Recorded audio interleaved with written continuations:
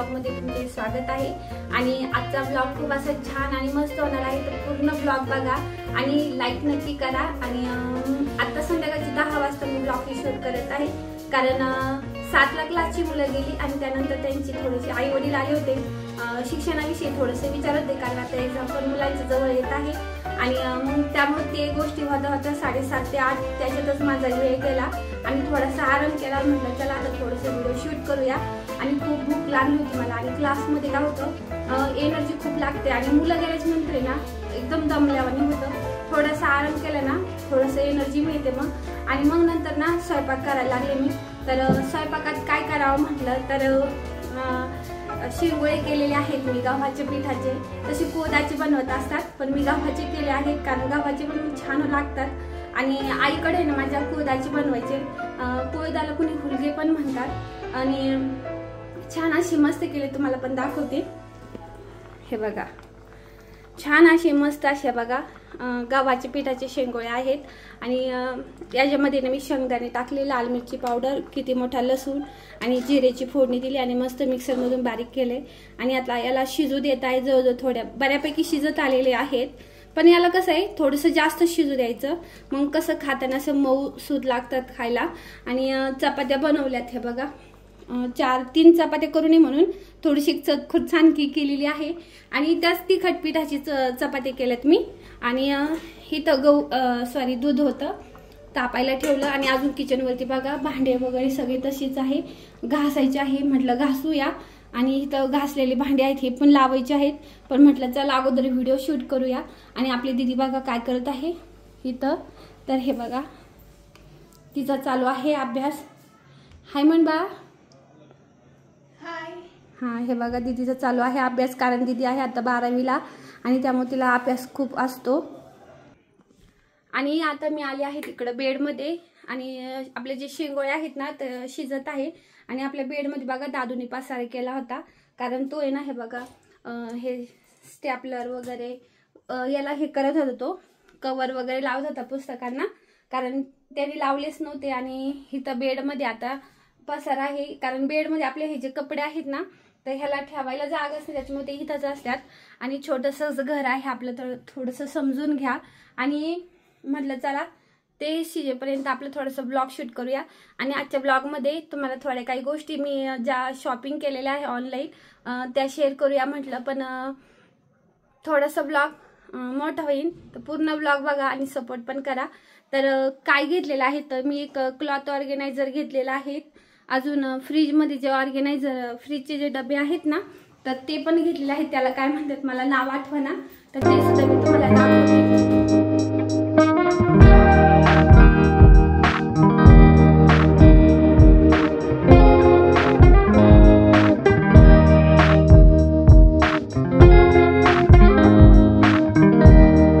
मी त्या दिवशीच क्लीन केले, 2 दिवस झाले।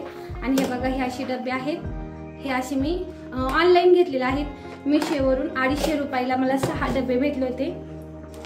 आणि ह्या डब्यांचा उपयोग होतो, पण माझे जवळजवळ सगळे डबे आहेत ना सगळे रिकामेच आहेत, कारण कसं माहिती का आम्ही इथं राहिलाय ना, इथं म्हणजे 2-3 मिनिटांनी अंतरावरच आहे ना भाजीपाला भरतो रस्त्याच्या पलीकडं। आणि रोज भाजीपाला असतो, तुमचे दादा रोज येताना भाजीपाला घेऊन येतात, त्यामुळे ह्या डब्यांचा काहीच वापर होत नाही, रिकामेच राहतात। तर म्हटलं बरे जाऊ द्या, घेतला आहे। सगळीकडेच म्हणत होते नाही का, युट्यूबवरती खूप असं ट्रेंड चालू होतं याचा, घेतलं म्हणलं कोथिंबीर वगैरे काही ठेवायला होईल त्याचा उपयोग। तर हे बघा आपलं किचन पण फ्रीज पण तुम्हाला दाखवते, तर हे बघा। आणि त्यामध्ये पुरण वगैरे आहे। आणि आपला दादू आहे ना तर आहे ना त्याला पुरण खूप आवडतं खायला, पोळी नाही खात पण पुरण खातो। आणि पंचमीचं पुरण आहे। आणि क्लॉथ ऑर्गनायझर पण मी तुम्हाला दाखवते, तर त्याचा काय उपयोग होतो ते पण मी तुम्हाला सांगते। तर क्लॉथ ऑर्गनायझर आहे ना तर मी खूप सारे घेतले बरं का, खूप असं नाही का आपण म्हणतो ना हौशीने घेतले होते मी ते, पण आता हे बघा काढलं म्हणजे ना खूप पसारा होतो। आणि याच्यात दीदीचे सगळे कपडे आहेत, एकच दाखवते मी तुम्हाला, असे मी जवळजवळ 2दा घेतलेले ऑनलाईन। तर हे बघा हे असं आहे। आणि ह्याच्यात होतं काय माहितीये का, हे आहे चांगलं, हे बघा हे असं आहे।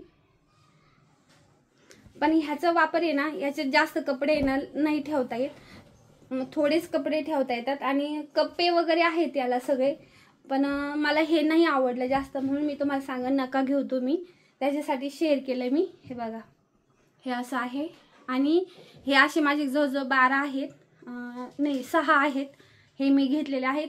पण ह्याचे काय होते, ह्याचे कप्पे छोटे आहेत ना, तर यामध्ये सॉक्स वगैरे ठेवायला 2-4 म्हणजे रुमाला वगैरे ठेवायला ठीक आहे, आणि किंवा आपले छोटे कपडे असतात ते ठेवायला व्यवस्थित आहे. पण मोठे कपडे वगैरे याच्यात जास्त नाही बसत. तर हे असं एक ऑर्गनायझर आहे, क्लॉथ ऑर्गनायझर घेतलेला आहे. तर तुम्हाला काय वाटतं नक्की कमेंट करून सांगा. आणि मिशोवरून सुद्धा मी खूप सारी शॉपिंग केलेली आहे. हा ड्रेस आहे ना, हा सुद्धा मी त्या दिवशी घेतलेला आहे, सेट आहे आणि अवघा 350 रुपयाला घेतला. पण स्वस्तातल्या वस्तू कधी घेऊ नका, त्याचं कारण पण सांगते.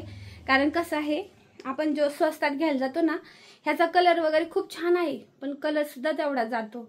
कारण ह्याचा आहे ना, माझी ना 700 रुपयाची जी पॅन्ट होती ना, तर तिला ह्याचा ड्रेसचा कलर लागला आणि मग कसं घालता पण येत नाही. आता बघू कसं निघतो कसं नाही. तर स्वस्तात घेऊ नका वस्तू, आणि घेतानाच चांगली क्वालिटीची बघून घ्या, की 4 घेण्यापेक्षा 2 घेतलेले बेस्ट. तर तेच म्हटलं चला. आणि आता भाजी वगैरे झाली आहे आपली जवळजवळ, कारण बऱ्याच वेळची टाकली होती मी शिजायला, तुम्हाला पण दाखवते मी. हे बघा, आणि आता खूप अशी भूक लागलेली आहे आणि जेवण वगैरे करून घेते. आणि असंच आपला असा छोटासा ब्लॉग मी आज शेअर केलेला आहे. खूप मोठा ब्लॉग नाही आपला, छोटासा ब्लॉग आहे जो मी शेअर केलेला आहे. म्हटलं चला थोडासा छोटा ब्लॉग शेअर करूया, काही महिना यूट्यूबला टाकूया. की मला अजिबात इच्छा नव्हती व्हिडिओ बनवायची, पण मी बनवला आणि कंटिन्यू राहत जाऊया म्हटलं यूट्यूबवरती. कारण क्लासला खूप मेहनत असते आणि इतकी मेहनत असते ना, असं मुलांना, आपण एका घरात एका मुलाला शिकवताना आपल्याला किती शीण येतो, आणि मला एवढ्या मुलांना क्लासला शिकावं लागतंय आणि जबाबदारीचंच काम असतंय. तर झाले आहेत आता, पण करावं तर लागतंय, घ्यावं तर लागतंय, कारण पैशाची सुद्धा गरज आहे आपल्याला. आणि आपला दादू बघा, हाय म्हण बाळा. हाय. हां, आणि आत्ताच खेळून आला आणि अभ्यास पण केला. आणि तू काय केलं दादा, तुझे ड्रॉइंग दाखव बरं 5 मिनिटं. आणि आपला दादू खूप छान ड्रॉइंग करतो, पण आम्ही जिथं राहिला आहे ना, इथं आजूबाजूला कुणीही असं ड्रॉइंगचे असे क्लासेस वगैरे नाहीये. आणि सध्या आपली परिस्थिती पण नाही का बाहेर लांब जाऊन त्याला ड्रॉइंग वगैरे शिकावा. तर चल बेडमध्ये दाखवू, कारण इथं लाइटिंग कमी आहे, बेडमध्ये जरा चांगली लाइटिंग आहे ना. आणि आता हा बघा दादू आपल्याला ना त्याची ड्रॉइंग दाखवणार आहेत बघा. हो दाखव बघा, माय स्केचबुक त्याने नाव लिहिलेलं आहे. आणि बघा ही कोणाची ड्रॉइंग आहे दादू, त्यांच्या शाळेमध्ये, आता नाव नाही आठवत. आणि हे बघा किती छान स्केच केलेले आहेत. हां, हे बघा. आणि ह्या सगळ्या ज्या ड्रॉइंग आहेत ना, आपला दादू ना यूट्यूबवरती बघून शिकलेला आहेत. आणि ही तर खूपच छान आहे, सगळ्याला आवडते बघा. आणि म्हणजे त्याला कुणीही काही शिकवलेलं नाही, तो त्याच्या मनानेच प्रयत्न करत असतो. बघा किती छान अशी ड्रॉइंग, स्केच म्हणू आपण, स्केच म्हणतात ना दादू याला, काढलेली आहे. हे बघा आपले छत्रपती शिवाजी महाराज किती छान काढलेली आहेत. हां, हे बघा खूप असे छान असे ड्रॉइंग काढलेले आहेत दादूनी. तुमचा सपोर्ट हवाय आम्हाला, सपोर्ट केला तर नक्कीच काहीतरी होईल. तर नक्की सपोर्ट करा, सपोर्टची खूप गरज आहे. आणि व्हिडिओ आवडला तर लाईक करा. हे बघा, आणि हा दादू कोणी माहितीये का, हा दादू बघा, हा काय दिसते तुम्हाला, सेम त्यांनी त्याच छत्रपती शिवाजी महाराजांचा त्याच्या शाळेमध्ये त्याला ना काय भेटलं तर दादू, रोल भेटला होता ना, तर त्यांनी त्याचाच फोटो बघून त्यांनी काढायचा प्रयत्न केलेला आहे. तर वाटतंय का तुम्हाला दादू काढल्यासारखं, नक्की सांगा. आणि हे बघा खूप छान छान असे स्केच बनवतो दादू. हां, अजून त्याच्याकडे ड्रॉइंग बुक आहे, तो ती पण घेऊन येतोय त्याच्या बॅग मध्ये. ती पण बघा तुम्ही, कशी वाटते नक्की सांगा. आणि खरंच सपोर्ट करा, लाईक करा व्हिडिओला. खूप मेहनत घेत आहे मी. हे बघा तुम्हाला दाखवते मी. हे बघा, हां ही नवीन आणली आता आपण ना. हे बघा, हां ही अजून पूर्ण नाही झाली ना. अरे बापरे, वाव किती सुंदर काढली बघा, काय भारी दिसती दादू. बघा आपले मुलं आहेत, पैसा नाहीये पण त्यांच्यात टॅलेंट खूप आहे. एनिमे लव्हर्स माहिती. Anime lovers. Animal lovers. Anime. Naruto. त्याला नाव माहिती. दादूला कार्टूनचा लई नाद आहे. शाळेत सुद्धा तेवढंच हुशार आहे बरं का.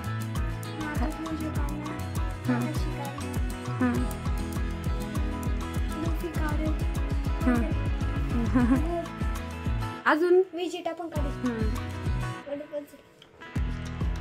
तर तुम्हाला दादूची ड्रॉइंग स्केच वगैरे आवडले असेल तर नक्की व्हिडिओला लाईक करा, शेअर करा, चॅनलवर नवीन असेल तर सबस्क्राईब करा आणि सपोर्ट करा. पुन्हा भेटू नवीन ब्लॉगमध्ये. आणि मेन गोष्ट सांगायची का आपल्या ब्लॉगमध्ये तुम्हाला असं चांगलं मोटिवेशन करण्याचं काम मी करणार आहे. चांगले हॅपी ब्लॉग जो शक्यतो जे सगळ्या आनंदाच्या गोष्टी शेअर करणार आहे. तर नक्की सपोर्ट करा. नक्की तुम्हाला काहीतरी शिकायला मिळेल. आणि जी सर्वसामान्य फॅमिलीची लाईफ कशी असते, काय असते ते सुद्धा तुम्हाला ब्लॉगद्वारे कळत जाईल. कसं जीवन म्हणजे संघर्ष कसा असतो एका साधारण फॅमिलीचा, तो तुम्हाला ह्या ब्लॉगमधून बघायला भेटेल. तर नक्की चॅनलला सबस्क्राईब करा, सपोर्ट करा, काळजी घ्या. बाय.